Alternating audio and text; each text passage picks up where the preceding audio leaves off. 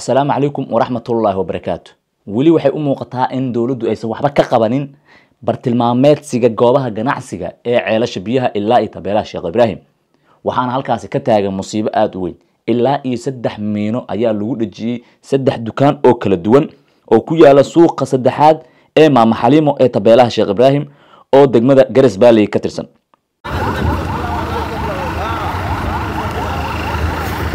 tirada dukaamada lagu dhajiyay waxay gaarayaan sida ay xogtu rasmi xaqiijinayso 3 dukaan waxaana wixii ka dhashay qaraxyadaasi ay sababeen in debku uu ku fido qaybo kala duwan. marka horese muuqaalkan gudbi oo ugu heeli dadka labada dhinac ka gubtay ee masaakiinta ah ee dawladuna ay ku qasbayso inay kaamirooyinka xirtaan cadowgii shabaabna uu leeyahay waa idin qarxin aad xirataan si xal loogu helo ama dhanka dawladda ka yimaado ama cadowga ha garto in dadkan dad dhibaataysan ay yihiin oo shacab ah oo aysan colaadi kala dhaxeenin dhinacna oo ayaguna ay sida ku badbaadaan dadka shacabka ah. gudbi farinta wax yeela miyaa ka dhalatay waxa ka dhashay hanti aad u badan inay halka ku burburto isla markaana hantidaas burburtay ay tahay hanti dad shacab ay leeyihiin.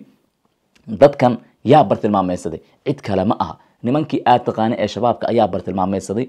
ujeedkan muxuu yahay waa iyaga oo xirtay kaamirooyinka dawladdu ay waajib ka dhigtay in la xirto.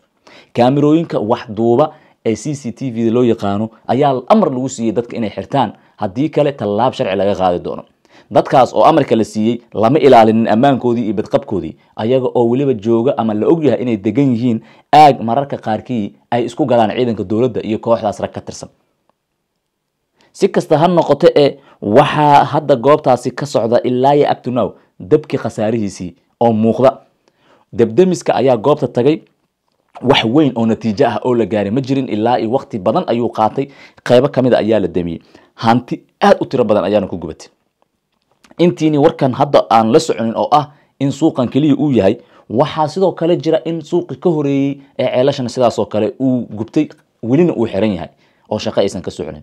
dadkan kaamirooyinka dawladdu ay ugu waajib yeeshay in ay xirtaan hadii kale ay xabsi seexanayaan ayaa dhahaaya intee aadnaa maxaa saxal noo ah intii u hogaansantay miina ayaa loo taakeenaya. taasna waxay sii keentay cabsi inay qaadaan dadka oo dawladuna ay cadaadis ku sii saarto inay xirtaan.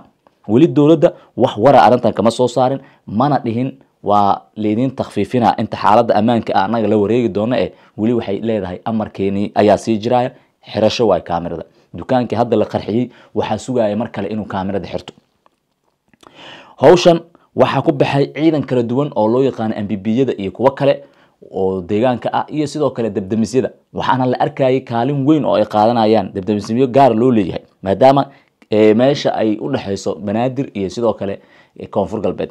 si kastaba gurmadkii oo socda ayaa la xaqiijiyay in dukaamo kale oo hor lehna uu dabka sii qabsanayay taas oo runtii ah wax khatar ah.